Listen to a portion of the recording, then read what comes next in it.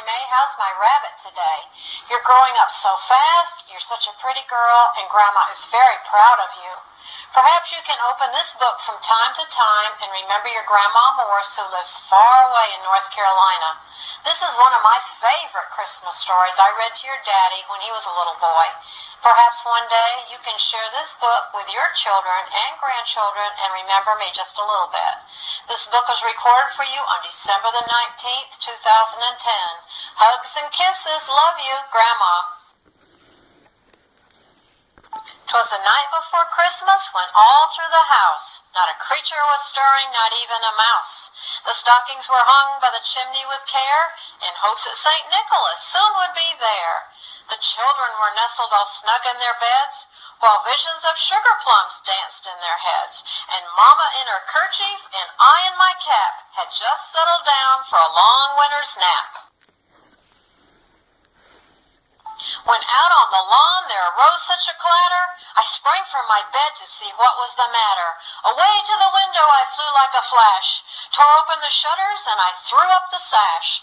The moon of the breast of the new-fallen snow gave the luster of midday to objects below, when what to my wondering eyes should appear but a miniature sleigh and 8 tiny reindeer. With a little old driver so lively and quick, I knew in a moment it must be St. Nick.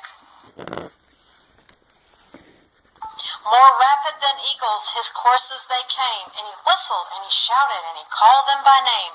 Now Dasher, now Dancer, now Prancer and Vixen, on Comet, on Cupid, on Donner and Blitzen, to the top of the porch, to the top of the wall. Now dash away all. As dry leaves that before the wild hurricane fly, when they meet with an obstacle mount to the sky, so up to the housetop the coursers they flew, with a sleigh full of toys and St. Nicholas too. And then in a twinkling I heard on the roof the prancing and pawing of each little hoof. As I drew in my head and was turning around, down the chimney St. Nicholas came with a bound. He was dressed all in fur from his head to his foot, and his clothes were all tarnished with ashes and soot. A bundle of toys he had flung on his back, and he looked like a peddler just opening his pack. His eyes, how they twinkled, his dimples, how merry. His cheeks were like roses, and his nose like a cherry. His droll little mouth was drawn up like a bow, and the beard on his chin was white as snow. The stump of a pipe he held tight in his teeth, and the smoke, it encircled his head like a wreath.